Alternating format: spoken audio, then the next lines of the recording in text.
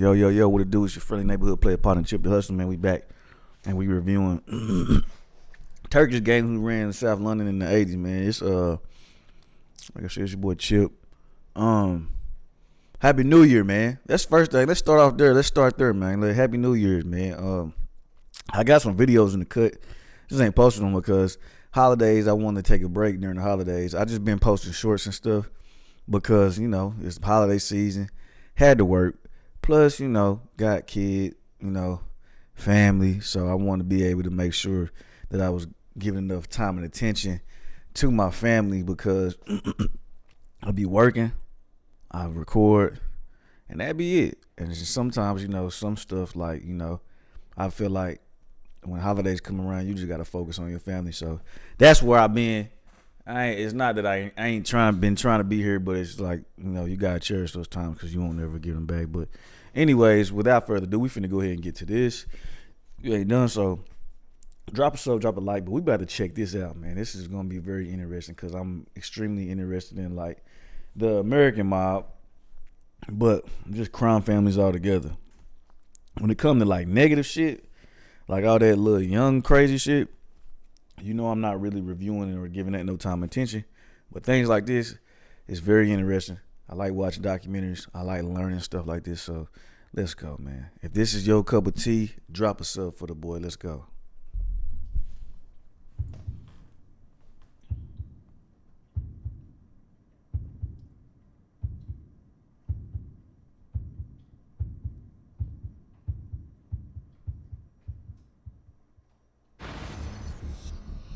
November 1990, Reigate, Surrey.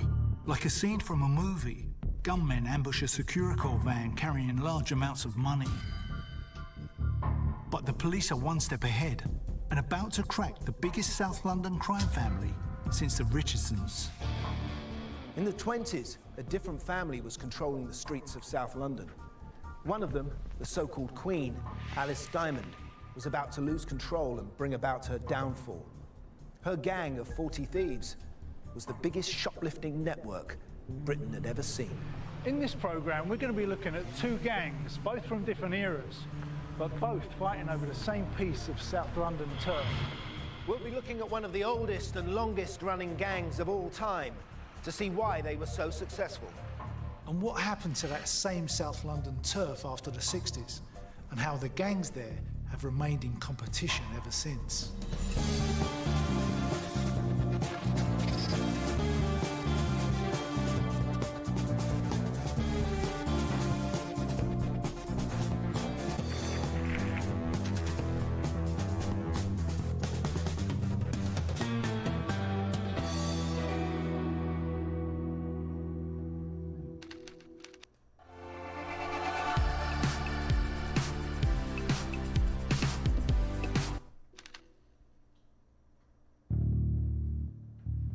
We've all heard the stories of the Krays and the Richardsons, gangs who ran the streets of London in the 50s and 60s.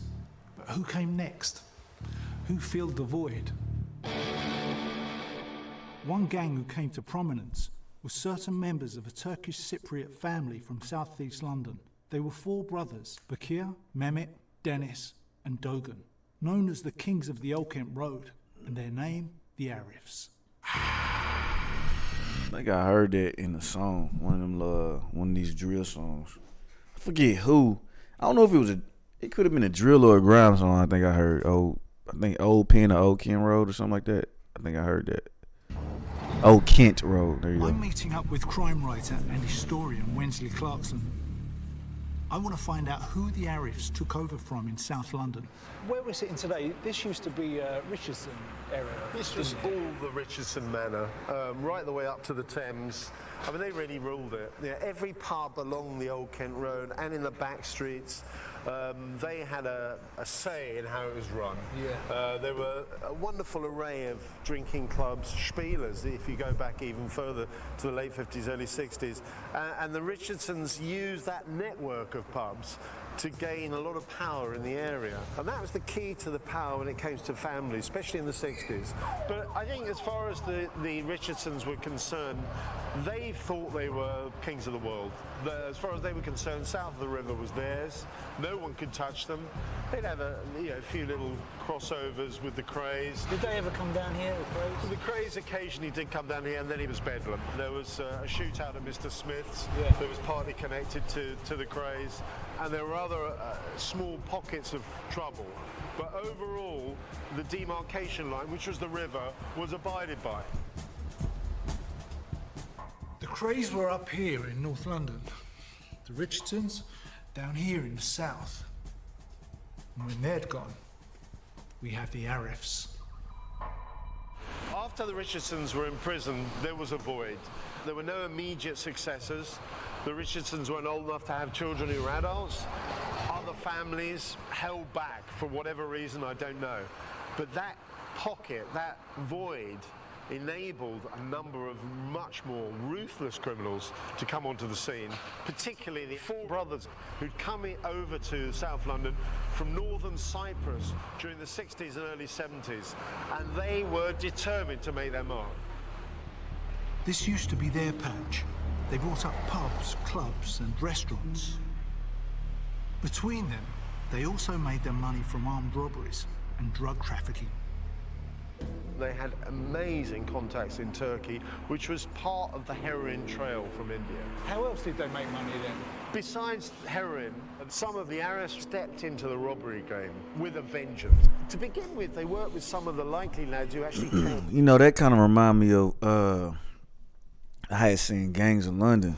Man, that's a good TV show, man. I think I still got one more episode to watch, because when I was watching on Amazon, I think that it was I don't think that part was out, or either maybe I finished them all, but I'm pretty sure I was like, man, it gotta be one more episode. It was after I think his name was Sean. His brother got his arm chopped off when dude was looking for it. I forget. Man, it's been so long ago, but yeah, man, they killed I think dude's son, and I think he was like a president or something like that. He wasn't Turkish. It was I think he was from Pakistan. Anyway, yeah. Like, and they was running like heroin and stuff like that. Which was crazy, bro. Like, it all makes sense. You know, most TVs they take some truth from things to be able to construct the TV shows. I mean, because a lot of stuff like that we watch, bro, it's not complete fantasy. Most of it comes from somewhere, and then they gotta kind of exaggerate a little bit for TV and whatnot. But a lot of the stuff, like a lot of things we watch, bro, it has a source. It just doesn't pop up out the blue. You know what I mean? And with creativity is a thing.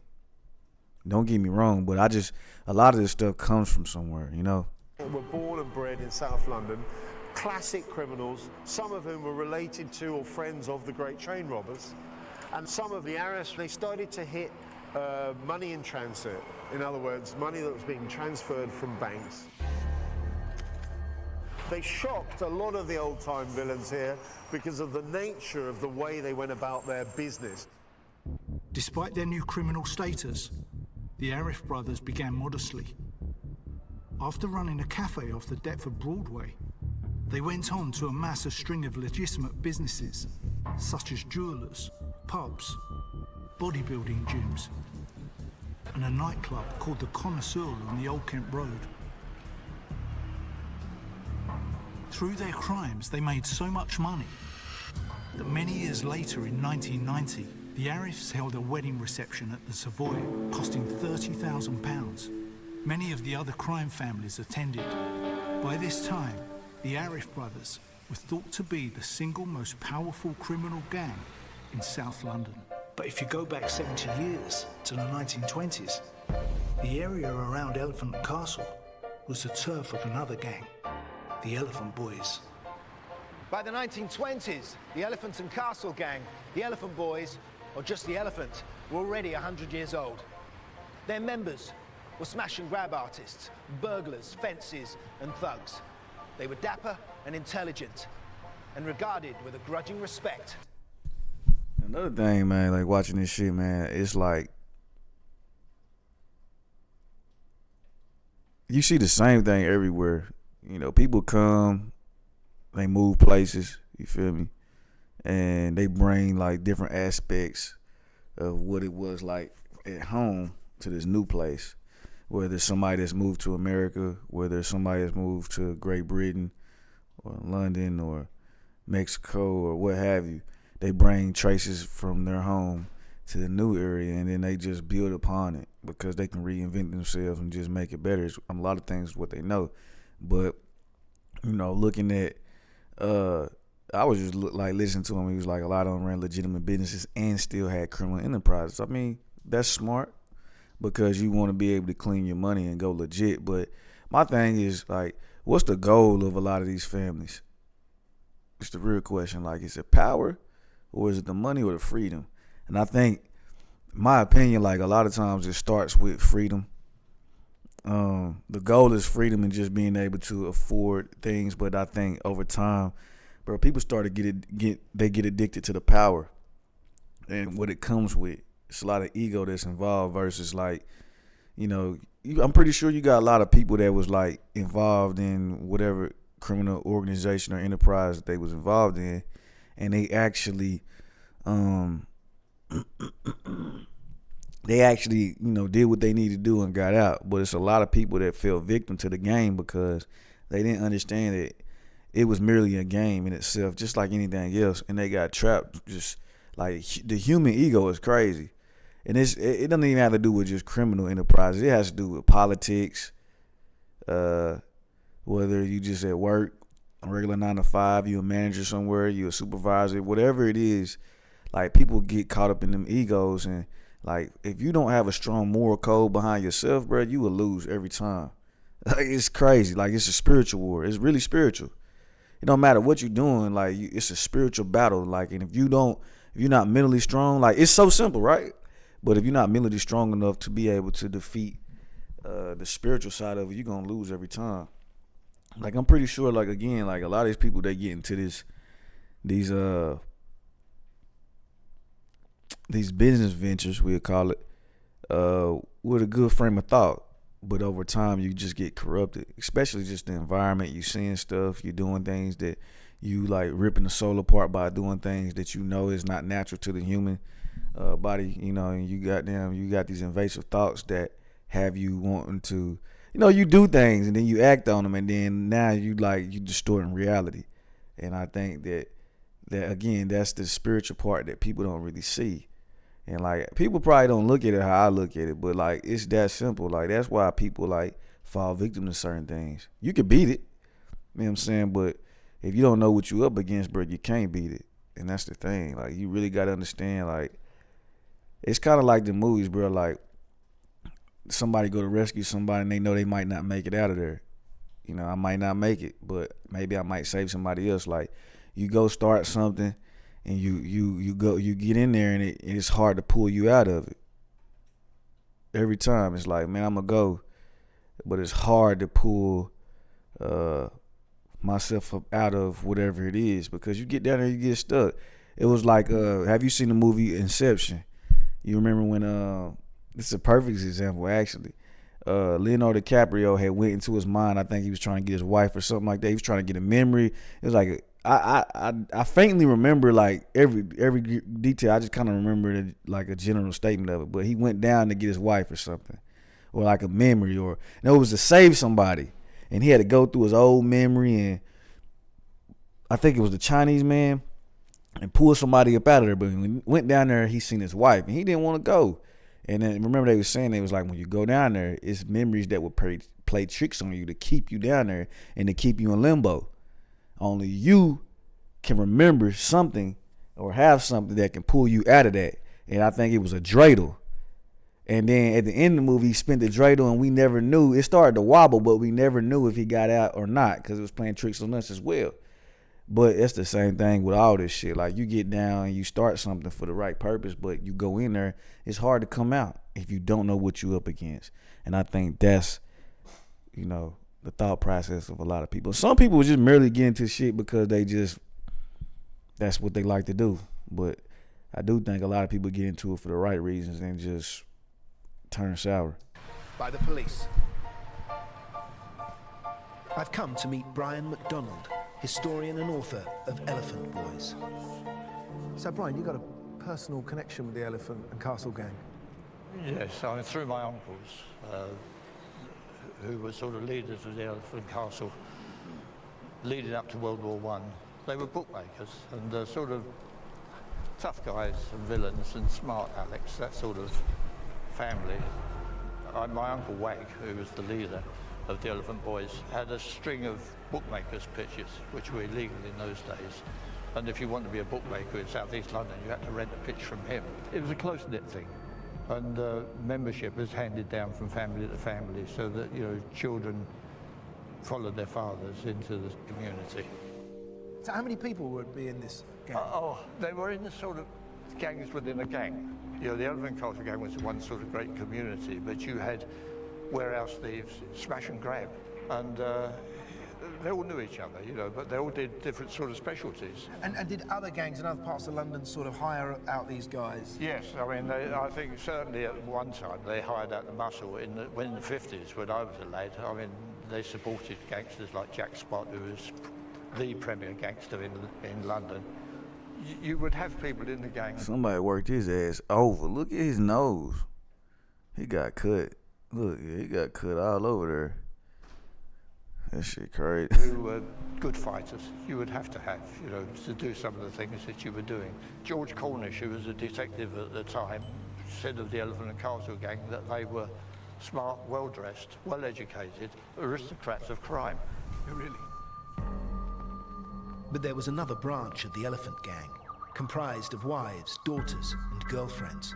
An entire girl gang known as the 40 Thieves. This girl gang within the Elephant and Castle gang, how did that come about? They would first, in the early stages, they would carry burglars' tools for the men, you know, because if a man got caught, he didn't want to have these things found on him, so the girls would do that. They were also pickpockets, I think, some of them. Could you imagine, like, I can imagine, like, back in the day, you know, because they still do stuff like this, you feel me?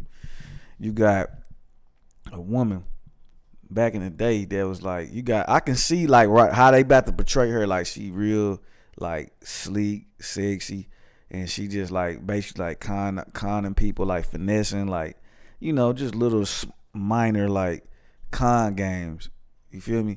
But then you got them rough hoes, them rough bitches that'll cut your ass, shoot your ass, beat your ass up, rob you, goddamn fuck you, and while she fuck you, hit you in the type of head with something, slit your throat with a goddamn razor. Could you imagine that shit? I could not imagine that. I would be terrified.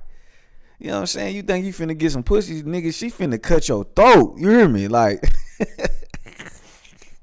man, I could not imagine that, bro. Like, that shit real deal different, you know what I mean?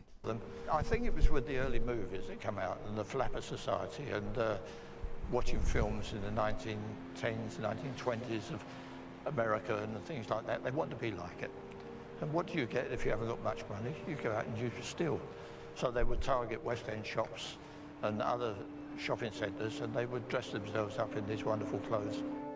But one of the 40 Thieves gained a formidable reputation. She was racy, she was stylish, and she was tough. Her name was Alice Diamond.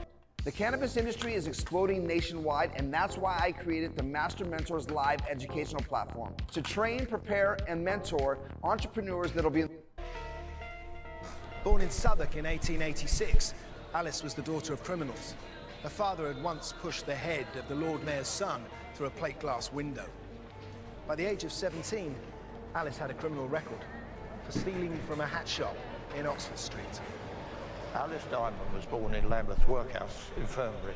When you read the history of it, it's more like a mortuary, the way they describe it, with stone cold tables and things like that. So she didn't come into the world in the most pleasant circumstances. Right. And sometime during World War I, she was arrested for using another girl's card in a munitions factory. So she went in under a false identity. Why would she do that? Well, I would think probably to get explosives, because at this time, the process of blowing up safes was growing in London. It was something that had been introduced from America.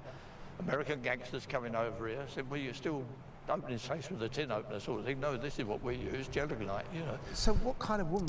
See, that's what I'm saying. Like, being inspired and shit or influenced by somebody else.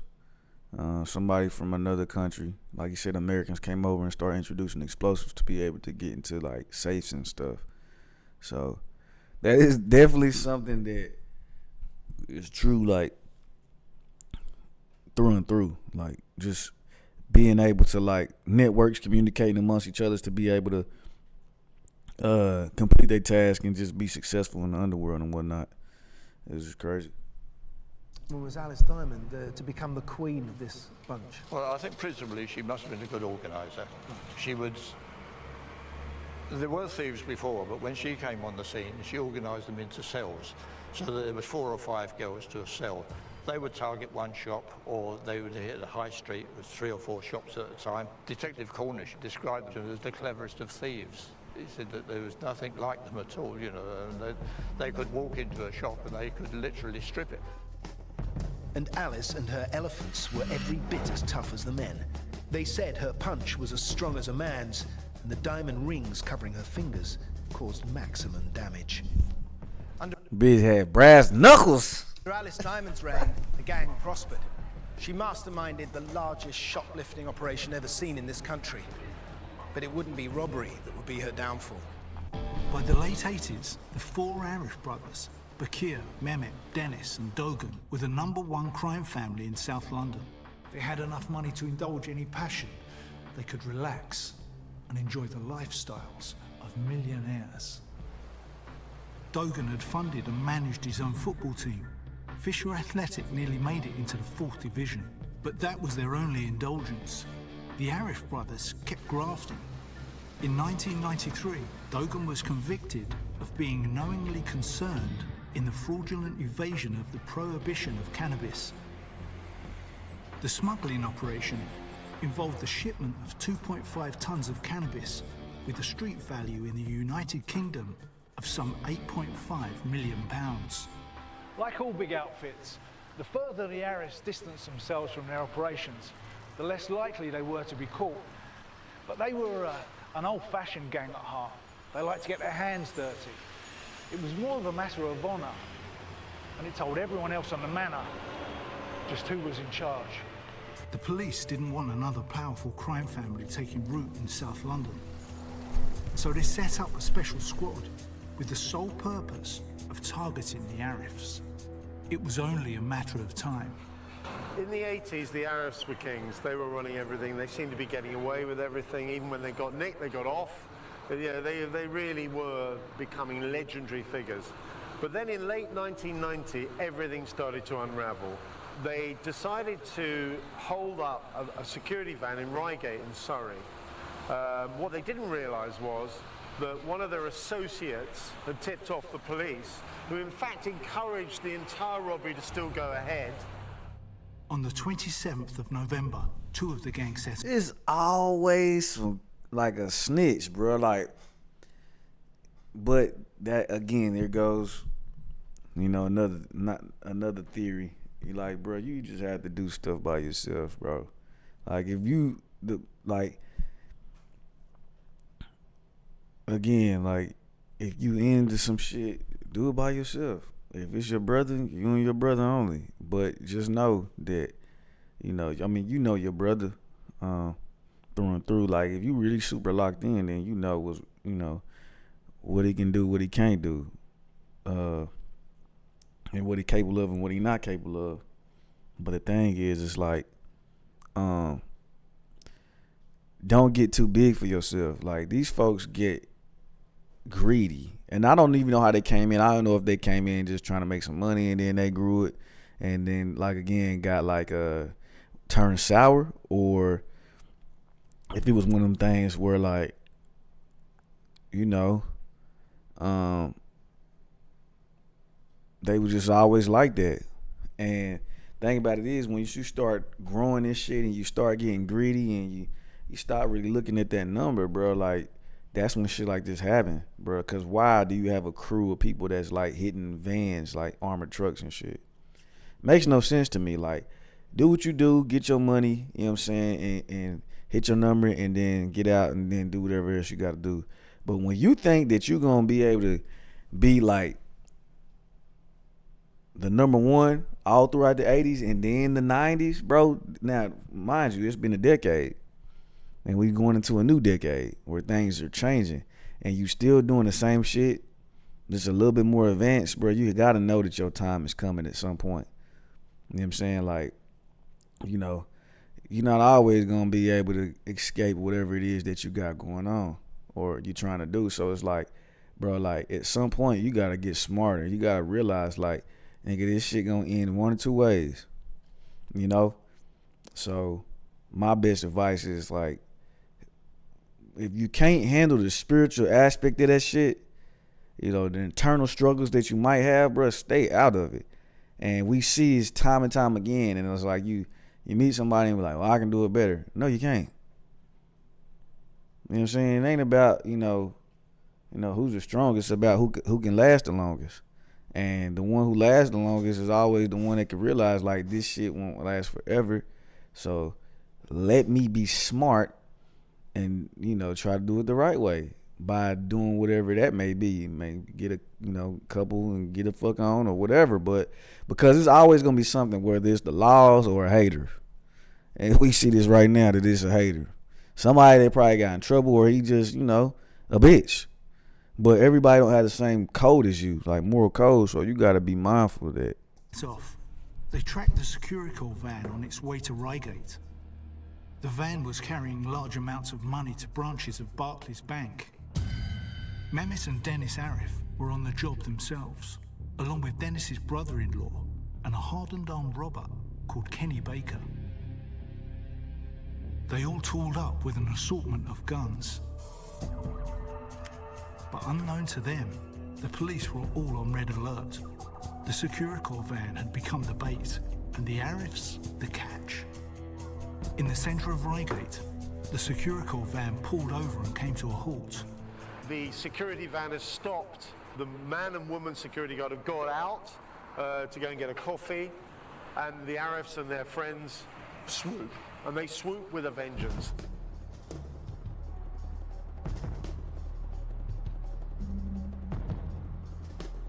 They were wearing Ronald Reagan masks, which must have been absolutely terrifying, because the police have turned up, because of course they knew about it, they were waiting. They were there planning to nick them all. This was in commuter belt town south of London. The police are not going to let go, they're going to get this mob if whatever happens. Yeah. And unfortunately, one of the other robbers, Baker, was shot dead.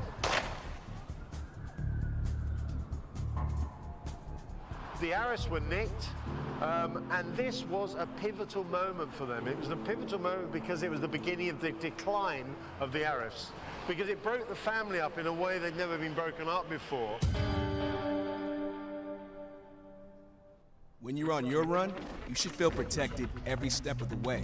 That's why we created the Ghost Max with Max Cushion and Max. Mehmet and Dennis, together with their brother-in-law Anthony Downer, were arrested. Kenny Baker lay dead. It was a massive dent in the Arifs gang and a major breakthrough for the police.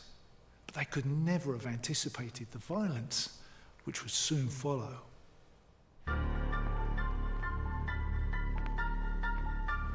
Alice Diamond was no stranger to violence. Standing at 5'8", she was tall for the 1920s, and her diamond-studded fist could punch harder than a man's. That's a big girl, and you know, a lot of people were short back then. With the most successful shoplifting operation ever. I've come to meet historian and author Lorraine Gammon. Her book, Gone Shopping, studies one of Diamond Annie's apprentices, Shirley Pitts. We're standing outside of one of their theatres of operation, just off Oxford Street.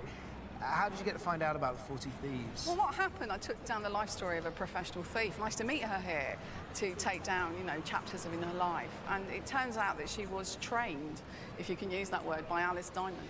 I think that what happened was that Shirley, you know, she was only 12, her dad had bought outfits for her. She was pretty. And they weren't right. And Alice offered to take her out shoplifting to get the right fit. And Shirley was just so impressed. Evidently, she was a very striking woman. You know, she had big fur coats, big hair, big makeup. And after the war, you know, back then they used to spray on perfume too heavy. You'd be like, God damn, you could smell it from a mile away. You feel me? Like they walk in the room, you be like, oh my God, I have an instant headache, bruh. This is Alice, about 1947. You know, things were very dull. So I think Shirley was, you know, thrilled to be taken out by Alice and taught the trade. But tell me about Alice. What do you know about her? What kind of a character was she in the 20s? And why did she become queen of the 40 Thieves? Well, I think what happened that she was from a crime family, and so you have to remember that poverty was part of the motivation. Like there wasn't a welfare state, people were poor, and they looked to find ways to make money. And shoplifting was something that Alice could do, and she had all the connections to make it work. So she could sell the clothes she stole, she could get lots of people to go with her and work with her. Right. And she was quite a forceful person, I gather. I do think that what was really interesting, they were like the first Avon ladies. They had these networks, and they just sold crooked gear, not cosmetics, you know.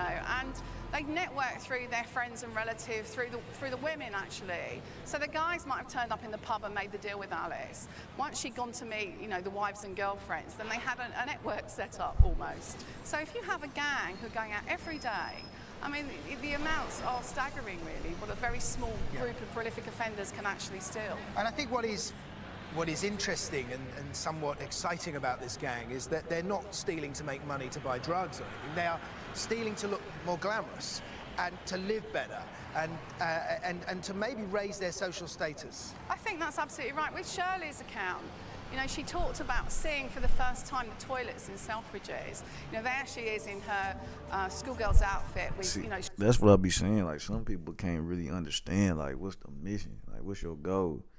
Like, that is a dumbass goal.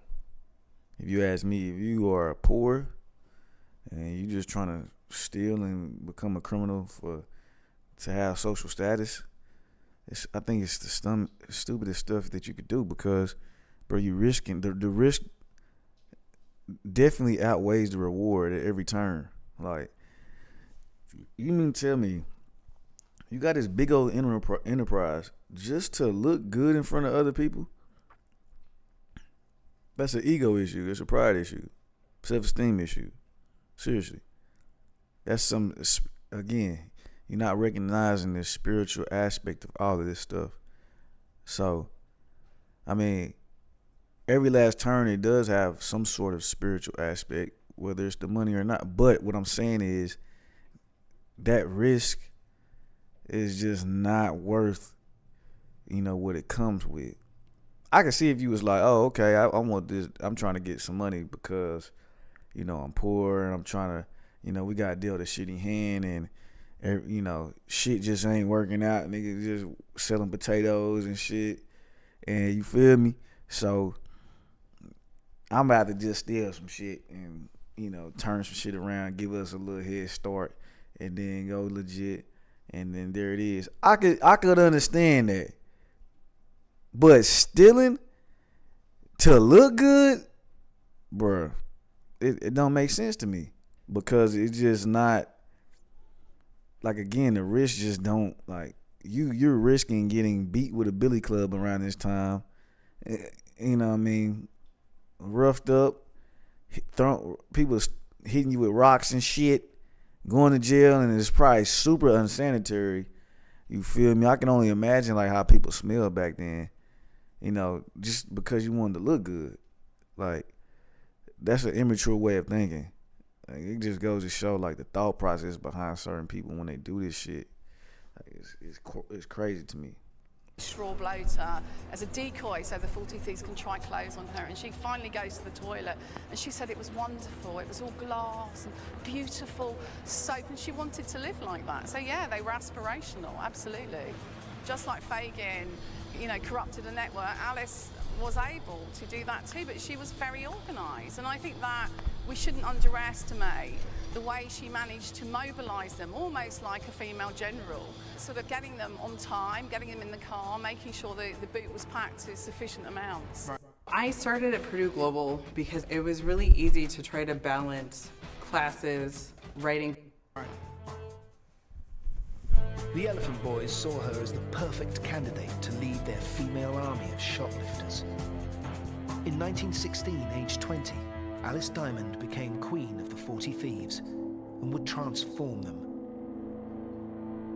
Dressed in specially tailored clothes complete with hidden pockets, Diamond and her crew raided some of the West End's biggest stores: Debenhams, D.H. Evans, Selfridges and Whiteley's. Diamond's girls dressed smart. They never wore any stolen goods, and they gave the impression they were cut from finer cloth. But underneath their glamorous outfits were hidden surprises. Their jackets had deep inside pockets to contain plundered goods. Tailored cummerbunds, muffs, skirts, and even hats sewn with hidden pockets. One key innovation was to wear extra voluminous knickers to hide their ill-gotten gains. And they had a name for the knickers, didn't Yeah, they were called hoisting knickers, like from to hoist.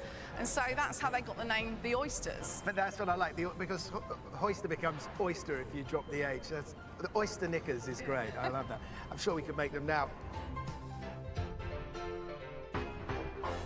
They liked to steal small, exclusive things. Then there was lingerie, silk, designer clothes, furs, leather goods. It all just vanished. How would they do a raid on, say, one of the shops here? Well, what would happen? They'd arrive probably by car and park somewhere sneaky. And the car was very important. It needed a big boot so they could go backwards and forwards and load up.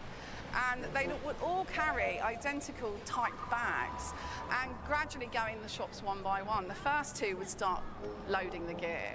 The next person to come in would swap the bag and take the others out. And so there's only one chance of one person being arrested, while the others gradually moved around them. And sometimes they'd create a distraction, so they'd pretend to faint, or if they were taken ill, and then cause a big havoc in the store. And so people were looking at the wrong thing. But actually, a lot of the technique was about rolling the stuff very small and packing it in. And you have to remember, nowadays we have very different types of technology. We have CCTV, we have all sorts of detection networks. Then it was a free-for-all. And so the women were very good at, in smaller places, crowding the place. So if it was the bag section of Selfridges, if you've got 14 people in there and only 2 are stealing, that's quite a nice distraction. That's why they were called the 40 Thieves, because there was a lot of them. But it wasn't robbery that would be Alice's downfall. In 1925, she took her gang to carry out a brutal attack on a male gang member she'd fallen out with. And this time, events would overtake her. 27th of November 1990, a gang, including Dennis and Mehmet Arif, had ambushed a Securicorps van that had pulled up on a garage forecourt in Reigate, Surrey. But the police had ambushed them, arresting 3 of the gang and leaving one of them, Kenny Baker, dead. Mehmet Arif pleaded guilty. Dennis and Mehmet were jailed for many years. The Arifs looked weakened, but then fractions between other rival gangs, the Brindles and the Dailies, and involving another member of the Arif family, began. The first incident kicked off in August 1990, when 2 associates of the Brindles threatened rival John Daly in the Queen Elizabeth pub in Walworth. Now the Arifs joined in. They now set upon the Brindles. Cousin of Dogan Arif, drug dealer known as Turkish Abbey, lured a friend of the Brindles into a club basement and shot him. The tit-for-tat killings went on. Turkish Abbey became the next target. In March 1991, he walked with his bull terrier into the William Hill betting shop in Walworth. A gunman was waiting for him. The gunman then squeezed off 2 rounds from his 9mm Browning. Abbey pleaded with him not to kill him. He then grabbed the man from the shop, using him as a human shield, dragged him outside. He was shot again, this time in the back. Turkish Abbey staggered 400 yards to a friend's house on the Kings Lake estate, where he's alleged to have whispered the names of his killers. He died shortly afterwards in hospital. Abbey was A dying declaration is crazy. like a son to the head of the Arif family. Revenge would be swift. Shortly afterwards, a well-known face was shot at the Arif's Connoisseur Club. He refused to say who had shot him, and apparently, even while he was in hospital, as he spewed up the bullet that had grounded him, he re-swallowed it to prevent any forensic tests. Such was the fear that the Irish spread across the manor.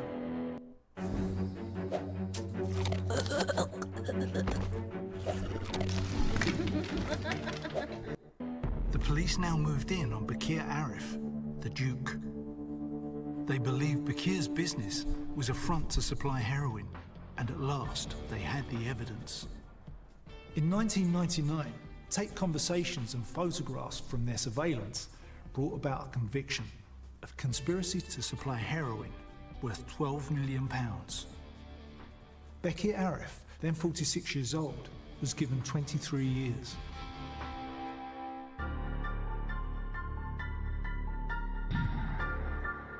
The downfall of Alice Diamond and her 40 thieves was also coming.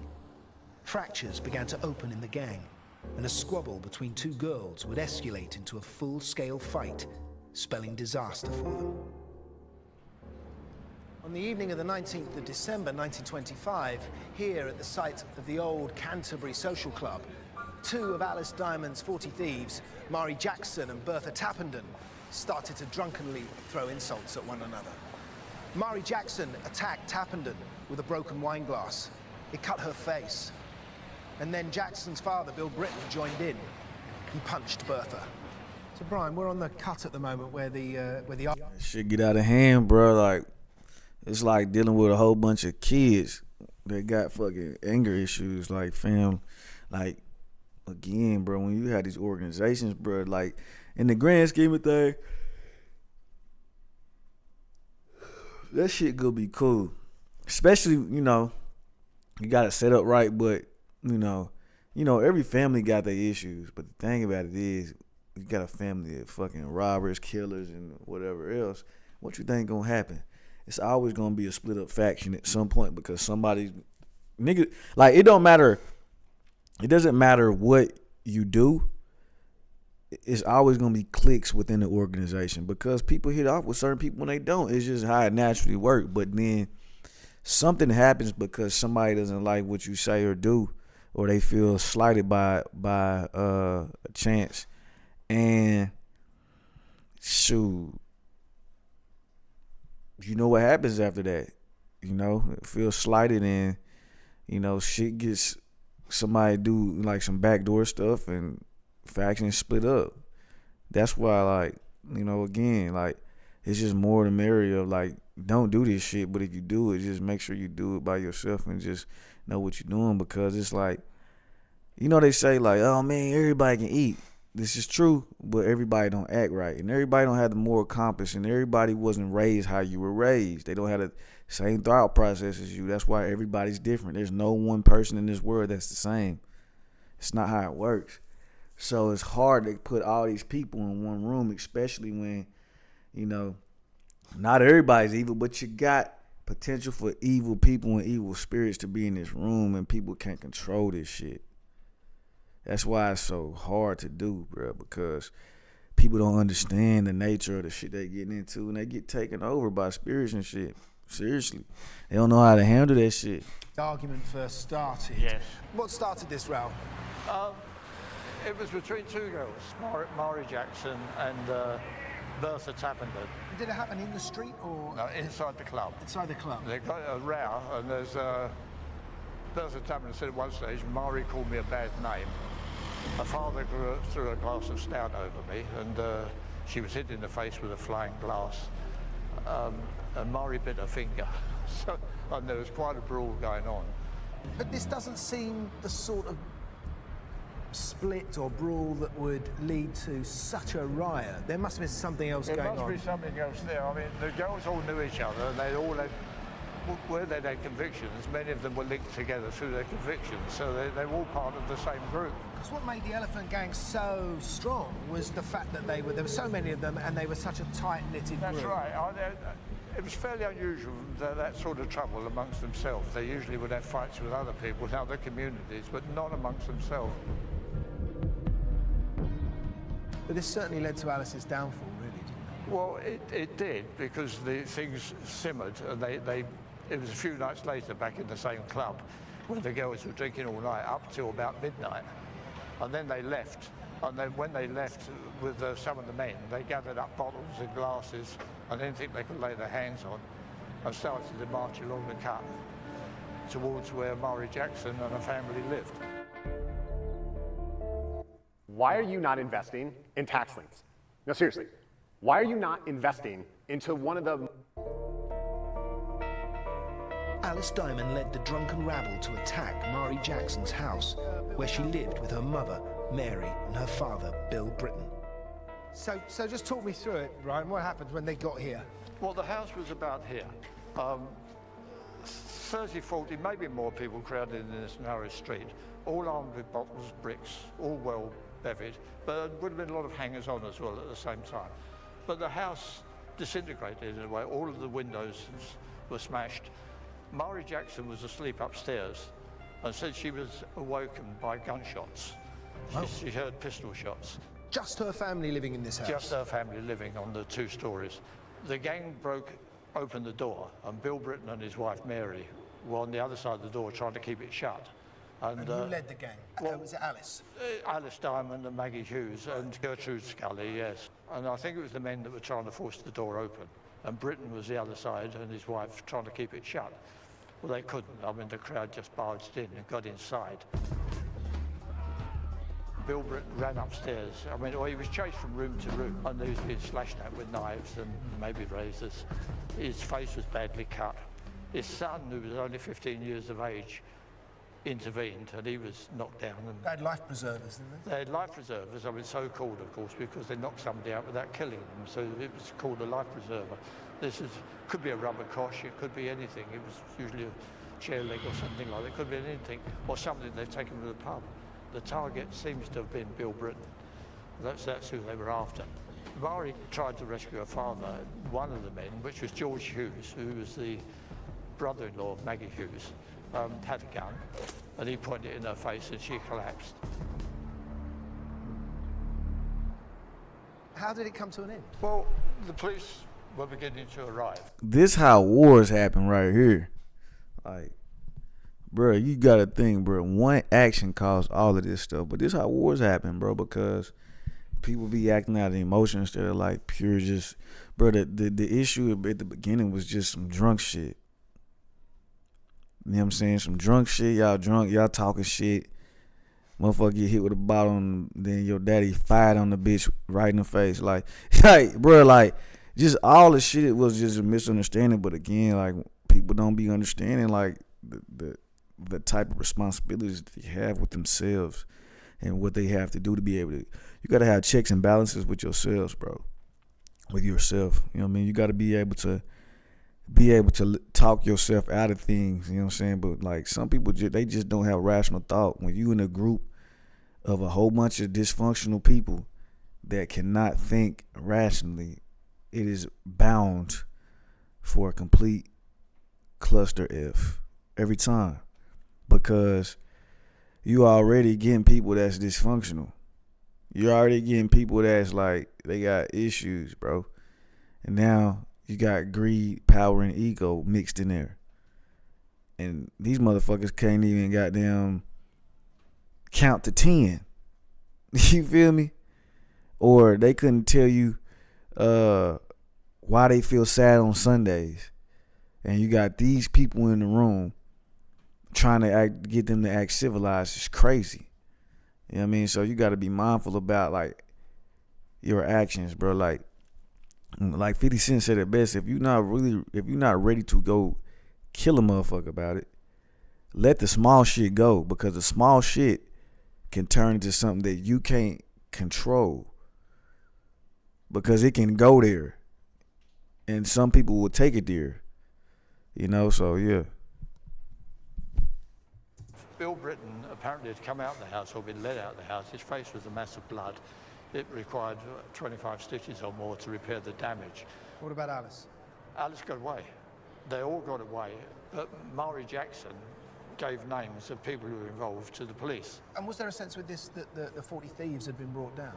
Yes, I mean, the police believed that they had cracked the gang at that time. They'd arrested Alice Diamond, who was definitely the queen of the 40 thieves at that time, and Maggie Hughes, who was a prolific thief and one of the leaders of the gang, and others. Alice Diamond, 28 of 99 Hales Buildings, Elephant and Castle, along with 8 others, appeared in court. The prosecution stated that only the intervention of the police prevented the 9 accused from being charged with murder. The future of the 40 thieves now hung in the balance. By the year 2000, 3 of the Arif gang were in jail. Bakir the Duke for 23 years for trying to flood the streets with heroin. Mehmet and Dennis only halfway through their sentences for the security van raid in 1990. But even inside Parkhurst, the Arif brothers still wielded their power.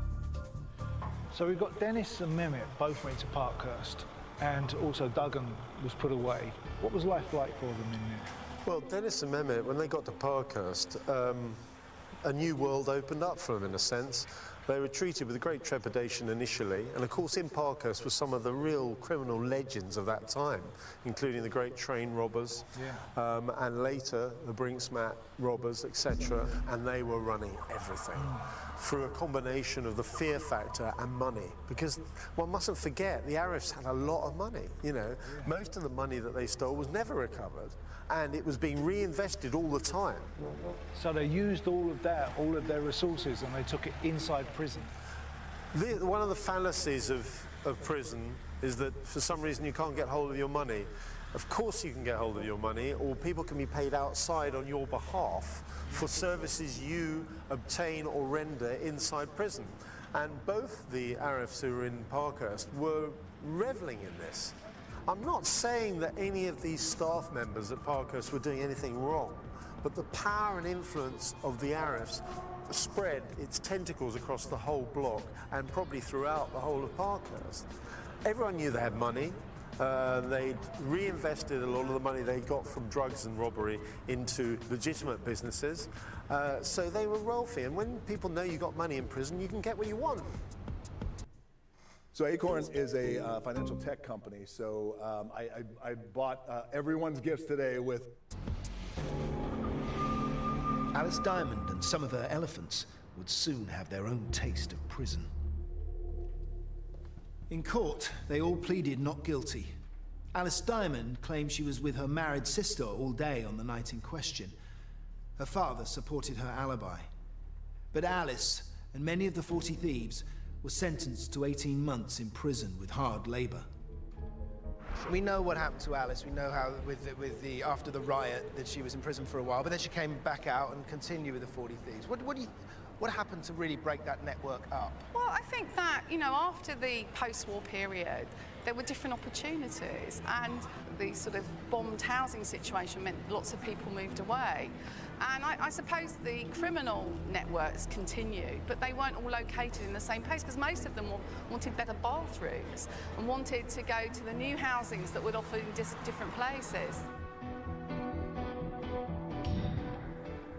After the Second World War, with its most notorious members either dead or imprisoned, the influence of the elephants and the 40 thieves was wearing thin. Security in department stores had been improved, shoplifting became riskier, gentrification saw an end to the gangsters' stomping grounds. Remaining gang members moved out to the suburbs. It was the end of an era. But another would soon begin. A new age of gangs was just around the corner. Alice Diamond passed on her skills to create the next generation of thieves. Alice Diamond tutored Shirley Pitts, the up-and-coming future queen of the 40 Thieves, who was the queen in the 1950s. Shirley Pitts? Shirley Pitts, who was a descendant from the Pitts family, who were one of the sort of gangs involved around the Elephant Castle. What happened to Alice? Alice died in about 1952. Respectively? Yes, she died in Lambeth, but according to one of her family, she'd lost the use of both arms.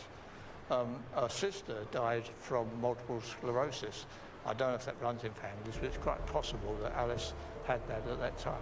What a thing for a shoplifter to lose. It's ironic, yeah. Yeah. So although Alice Diamond had gone, her skills lived on, with the new leader of the gang, Shirley Pitts. She started off by playing the part of an innocent schoolgirl.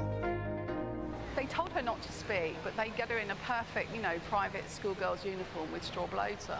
And the point was to march her around and pretend to try on dresses against her, and as they put the hanger against her, that concealed their hands, and they were loading the bag up, and they would be teasing her and, you know, cajoling her to wear these things. So I imagine that they had voices they could use. These are great actresses, right? Absolutely, and Shirley always could do the Maven.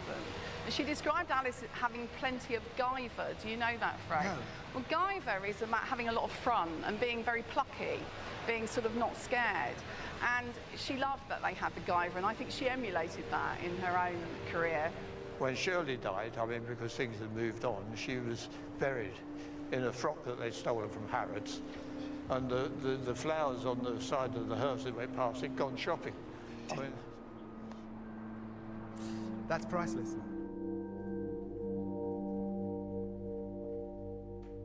Times moved on also for the Arifs. Some of them had a stab at going straight. When I came here 12 years ago to meet Doug and Arif, this particular building was a slot machine factory. I mean, they're not called one-armed bandits for nothing. And it was a thriving business. There were loads of people working here when I came in here. Doug took me into his office. It was beautifully furnished. He was smoking a cigar. He seemed like a man without a problem in the world. But what's interesting is that it's still here, the building. But more interesting than all of that was Duggan was very proud of the fact there was no cul-de-sac sign at the end of the road telling you it was a dead end. I noticed that as we drove in. Yeah, he loved that. He used to say people would drive down here and they didn't even realise it was a dead end, and that was the way he liked it, because it meant he had them trapped. So what about now? Are they around still, or is it all gone quiet? They're all out of prison now. It hasn't gone quiet in the real sense, but they've reinvested a lot of their funds into other businesses. Two of them at least are now based back in northern Cyprus, where the family came from originally. And they've even dipped their toes into things such as timeshare resorts in northern Cyprus. And they have very strong connections still and businesses on the mainland of Turkey. There's no doubt that beneath the surface, just round here, they have some influence, but it's nowhere near the level it used to be. It's incredible to think that just 30 to 40 years ago, there were vast areas of London controlled by four brothers. And now we're talking about little satellite criminal gangs operating in streets, just streets alone, not even boroughs. And they are not likely to ever spread their wings in the same way that the Arifs or any of the others, like the Richardsons and the Crays, did before them. Violent, armed and It's a different time, bro. dangerous. It's a different time. So we ending it right there because he about to just do his closing speech, his little arguments. But like, yeah, it's a different time. So you're not gonna be able to have the reach that you used to have because you know they got. From what I've heard, they got like, I know in Edinburgh, Scotland or something like that. Like as soon as you leave the house, you're getting watched by cameras. So I can only imagine what it's like when you living in London or anywhere else in the UK. Like, you know, it's just a different time. Just like in the States, bro, we got these things called sky cops in the sky. Depending on where you are, like inner city, certain areas where there's a lot of crime, you got sky cops. They don't catch everything. And we also got this stuff called shot spotter. So somebody can shoot and it can pinpoint the area where the gunshots came from. So the thing about it is like times have changed to where people can't do stuff like that. People have gone, like these organizations have probably gone more underground. Like the technology is completely different than what it was then. So like back then, if you was really gonna like get on, like it was a free for all. You know, you could back then, like back in the 50s, 40s, you could catch a body and damn near get off easier than you can now. But times have changed, bro. It's just completely different. So no one should aspire to do the things that these people have done. Like it's not aspirations whatsoever. What I would say, if you were to do it, don't aspire to be like them. Just, again, like everybody in this world got their own scheme, scam, or racket. The thing is just how you go about doing it. Just not just being so flamboyant about it and just doing what you do and going legit like the Astros did. I think I'm saying this shit right. Because, you know, at the end of the day, bro, it's no longevity and none of that. It's only two ways it's going to end. You know, it could be three, but you got to be able to, like, beat that spiritual side of it, man. So, it's your boy Chip the Hustler, man. I hope you enjoyed I guess you could say it's a reaction, but I hope you enjoyed the reaction, my commentary on it, my thought process behind it, because really that's why I did it, because I like looking at true crime things and just giving my thought process on, like, man, what's the point of that? You know what I'm saying? The psychology behind why people do certain things. So I really do appreciate y'all stopping through, and if y'all didn't enjoy it, cool. It's just a different perspective. It's not the law. It's not the end all be all. It's just how I think about it. You know, and that's just, at the end of the day, that's what it's about, man. Y'all have a great day, and I appreciate you for stopping through and seeing what I had to say, man. Y'all be blessed, and like I said, like, comment, and even drop a sub for the channel. It's free.